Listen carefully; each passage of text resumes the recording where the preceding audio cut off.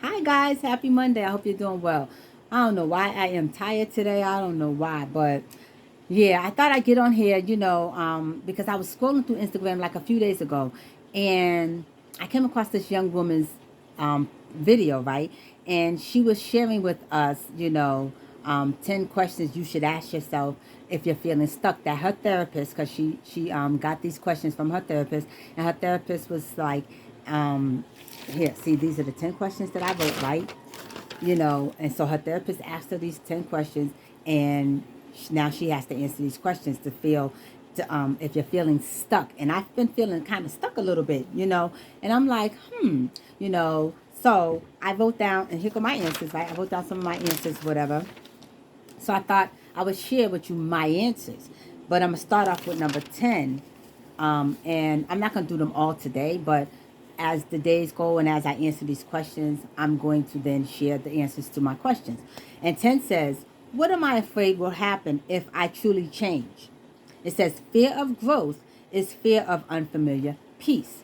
And as I was sitting there, like this resonated with me more because I'm like, oh, shoot, because for some reason, don't know where I got this from, but I thought that I'm reading off my answers. I thought that what my current situation is, that it would get worse.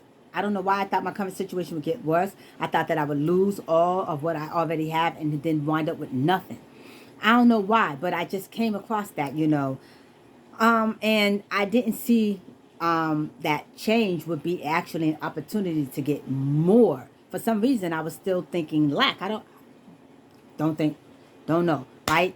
And I felt like if I lose this or if I lose that, I didn't see it as getting replaced with something else. I thought that I would just have nothing, and then I'll be like, well, what else? What else is there, right? Right? That's my thought. I don't know where these thoughts came from or why I felt like that, because again, I wasn't seeing the bigger picture, and I was steadily holding on to the past, and it's like, but I wasn't looking at it as I got to let go of the old version of me, so that the new version can be, and then I can be and have what it is I'm supposed to be and have. God made me on purpose just like He made you on purpose for a purpose. God made me on purpose for a purpose. I have a purpose. And one of the purposes is to be the best version of myself because this is not the best version of myself. So I got to become that, which is actually good, right? So as I was reading this, again, my book, The Secret, right? It says, this universe of inclusion, not exclusion, nothing is excluded from the law of attraction. Your life is a mirror of your dominant thoughts that you think, right? Your life is a mirror of the dominant thoughts you think. It says, you not only create your life with your thoughts, right? But your thoughts add powerfully to the creation of the world. So if you thought that you were insignificant and had no power in this world, think again, because you do. And again, decide, right, what you want to be, do, and have. Think the thoughts of it, emit the frequency, and your vision will become your life. Because, whatever you are thinking, again, when you got your dominant thought, whatever your dominant thoughts are, whatever you're emitting from that dominant thought, that's what you're going to create in your life. So, and I was like, oh my goodness, and I don't know why this slipped my mind. How come I felt like I was still in some way, shape, or form in lack, and then once I shifted it, right, I was like, oh shoot, that's when I started seeing, and I'm still seeing changes in my life. So, excuse me, excuse me. So now the things that I've been wanting, like now as I'm thinking things, and like it says in Ephesians 3:20, it says, him that is able to do exceedingly abundantly above all that we ask or think, according to the power that works in us. God gave us power, okay? And even in my thoughts, like I was thinking something and I actually got what it is I was thinking. I was thinking, right? For instance, I don't have a doorbell, right? And I was just thinking, I don't have a doorbell. So when my packages come and all these things happen, I was like, how am I was like, because one of my packages got stolen. So I was like, geez, and I do know that sometimes the mailmans, they ring your bell. So I was like, gee, I don't have a mail. I was like, so I just thought, I don't have a bell. Literally, I thought that thought 2 days. My landlord called me the other day and was like, do you got a bell? Does your bell work? And I was like, no. She said, oh my goodness. She said, well, I'm going to go get you a bell, this, that, and the other, whatever. She was like, she was like, why you didn't say anything? I said, I thought you knew. I was like, I thought you knew the bell didn't work from when I moved. I said, I didn't know you didn't know the bell didn't work. I said, and so we both chuckled about it or whatever. She was like, well, don't worry about it. I'm going to get you, she said, don't worry about it. I'm going to get you a new bell. She said, I ain't no slumlord. She said, so you ain't got to worry about none of that. And I said, well, I appreciate you. I thank you. And look, that was just from a thought. I was just thinking. I didn't ask her. I didn't call her. I didn't reach out to her. I just thought it. And then, boom.